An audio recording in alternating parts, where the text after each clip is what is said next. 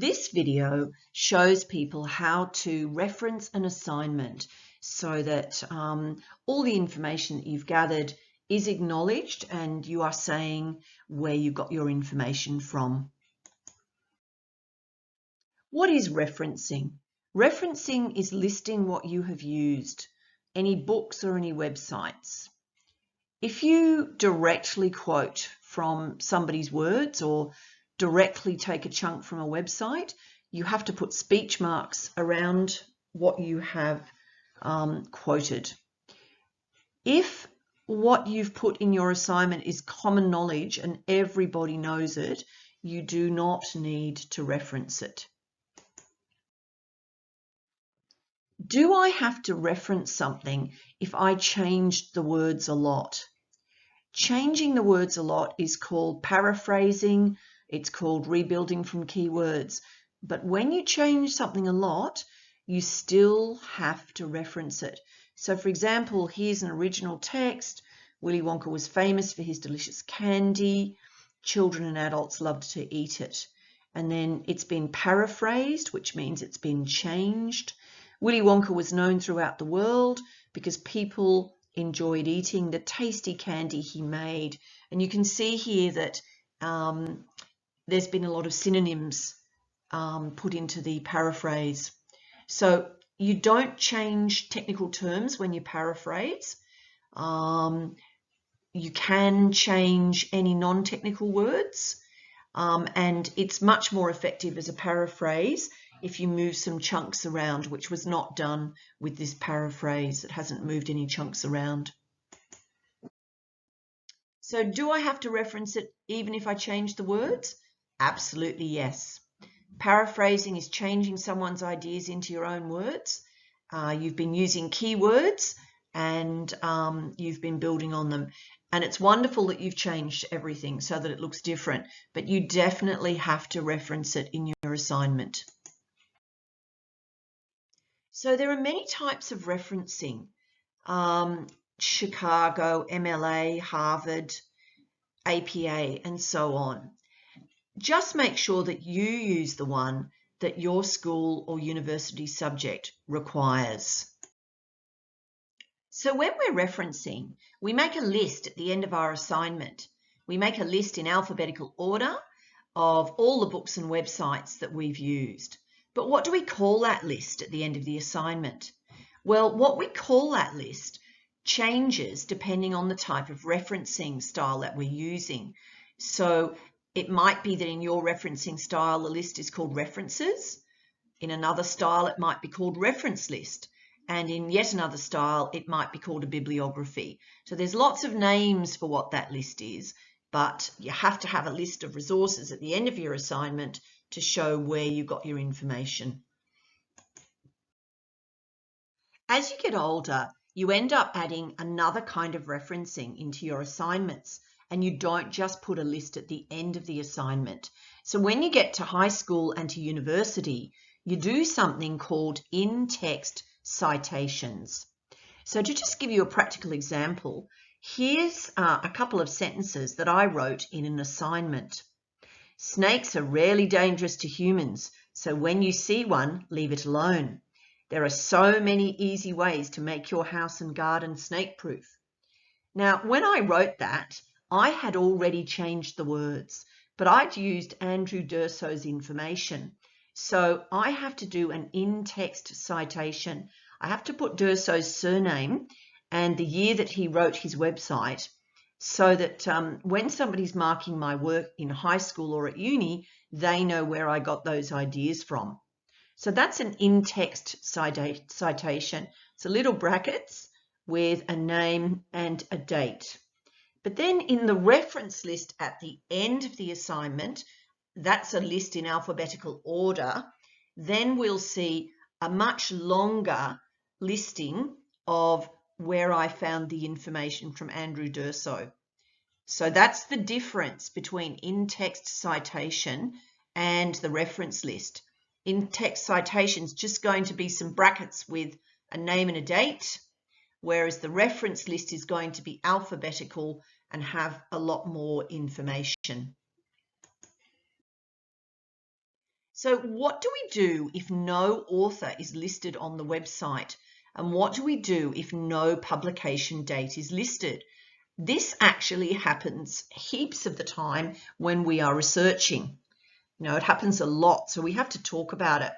So let's just say here that I was writing about African elephants in an assignment. So I wrote, African elephants are the largest land animals on our planet and are found across 37 African countries.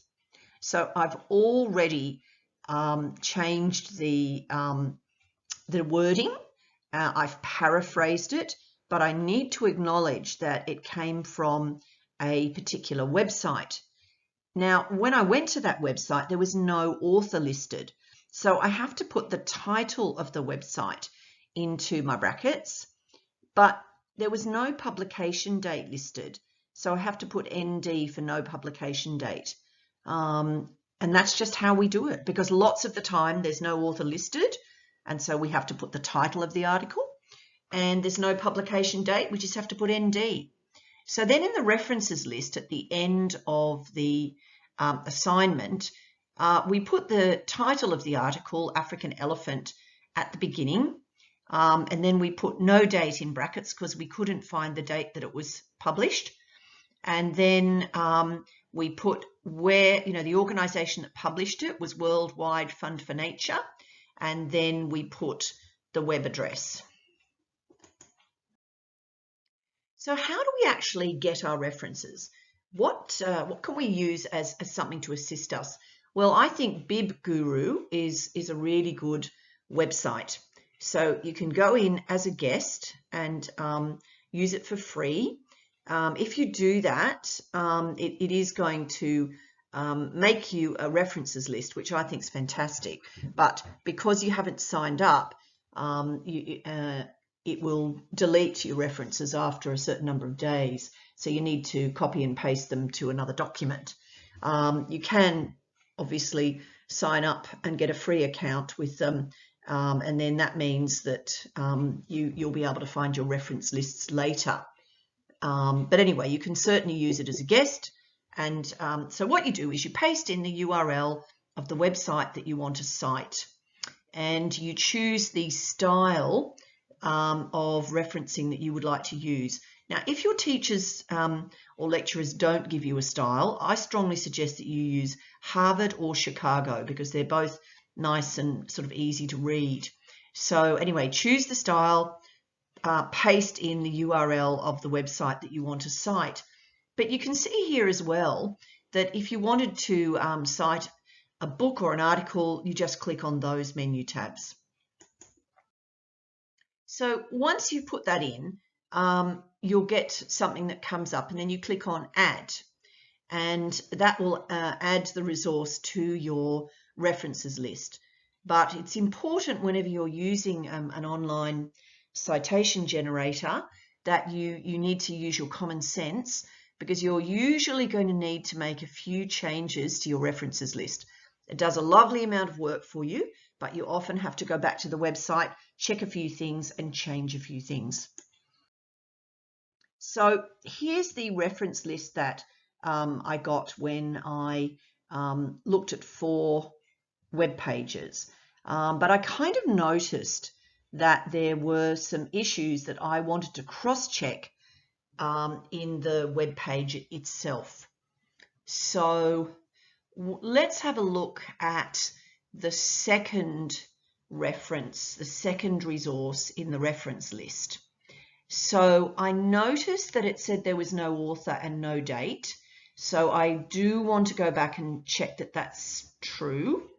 I noticed that it listed gov.au after the title snakes, and to me I'm finding that too vague, and I would like to go in and find which organisation actually, which department actually published this snakes web page. In the third one down, which is under the red arrow there, I can see that Dr. Andrew Durso is listed there. It's actually a little bit confusing because That was actually the name of that page. It was called Dr. Andrew Durso.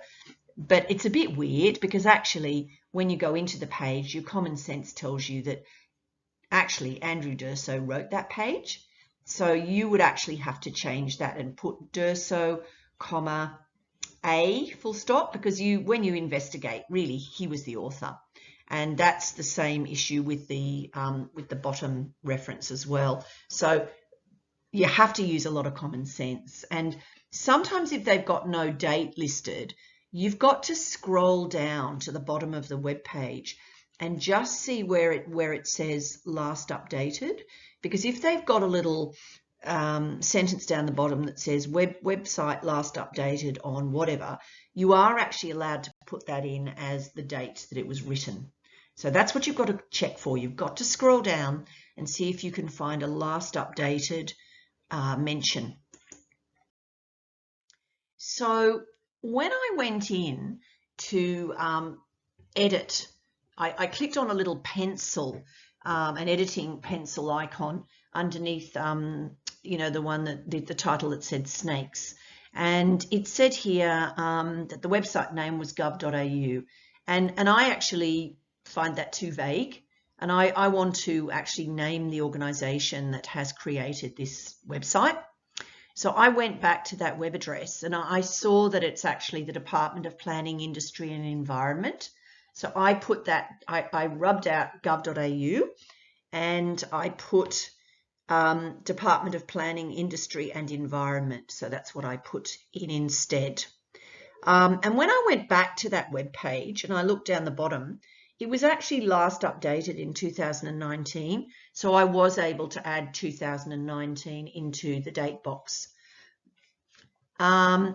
Just a little picky thing, but when I go and copy that references list across to another doc, the only thing I want in italics is the name of the article. I don't actually want the organisation name to be in italics. But no, look, if you're using BibGuru, you're ahead of the pack anyway. So here's the fixed up list.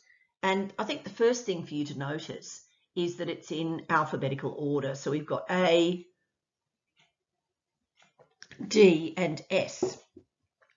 So when you look at the top red arrow, when I went to the Australian Snakes image gallery and I scrolled down, there wasn't actually a last updated information sentence there. So I had to leave no date because it didn't state when the website was updated. It didn't have an author of that particular page. So I had to move the title, Australian Snakes Image Gallery. I had to move that across to where we normally put the author's name because that's what you do. When you can't find an author of a page, you move the title of the page into where the author's name usually goes. So Australian Snakes Image Gallery means that it starts with an A, so it's heading up our reference list. Let's go to the second one. Well, when I went to learn to coexist with snakes, I could really see very obviously that the person who'd made this website was actually Andrew Durso. So I put his name in Durso, Andrew, or A, full stop. And when I had a look at that particular page, I could see that it was updated in 2017. So I could certainly list that as a date. Now, the last one down the bottom here, snakes. When I scrolled down the bottom of the snakes page, it said that it was last updated in March 2019. So I could put 2019 there because I could find a last updated. I couldn't find the author of that article, so I had to move the title across to the beginning. But I got rid of gov.au where it said website name, and I put in Department of Planning, Industry and Environment. But I don't want it in italics because I only want the title of the article in italics here. So I took Department of Planning, Industry and Environment out of italics when I moved across my web reference list.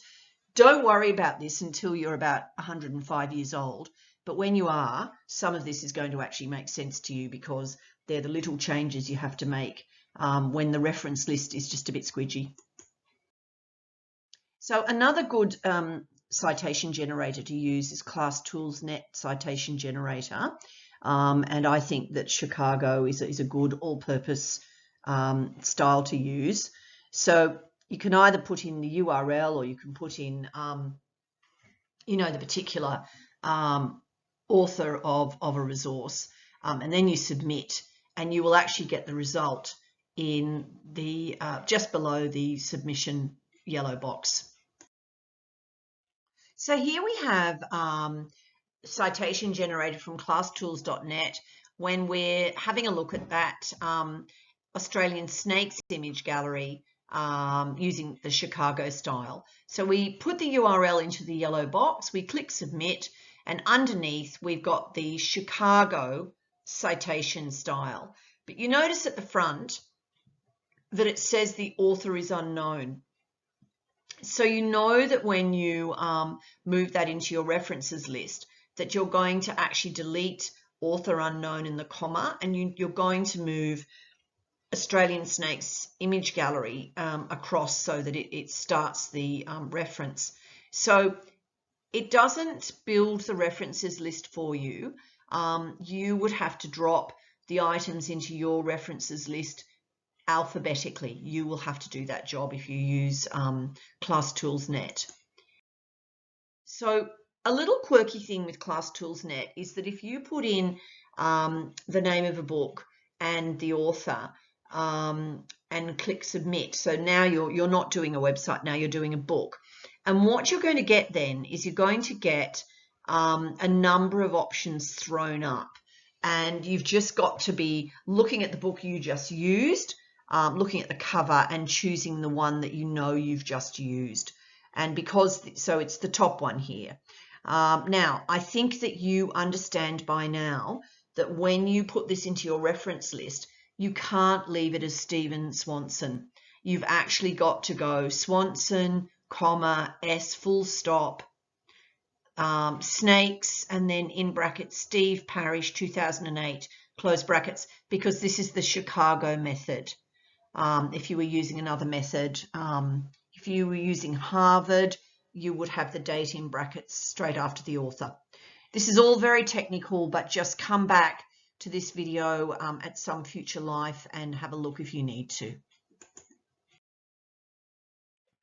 So in summary, when we're doing our referencing, we need to list whatever we have paraphrased, any ideas that we have changed into our own words have to be listed at the end. And also, as we're in the middle of writing in our assignment, we need to acknowledge the author and the date right in the middle of the text. And this is called in-text citation. So for example, if I wrote a sentence, snakes are peace-loving reptiles, and I actually learned that fact from Durso's website, I would need to write Durso 2017 in brackets. If I were quoting Durso, I would need to put his words down and then put Durso 2017 at the end of the quote. And remember, if it's common knowledge, you don't need to reference it. And of course, we talked today about two free citation generators that you can use. But remember, when you're using them, have common sense, go back to the website and change anything that is a bit squidgy.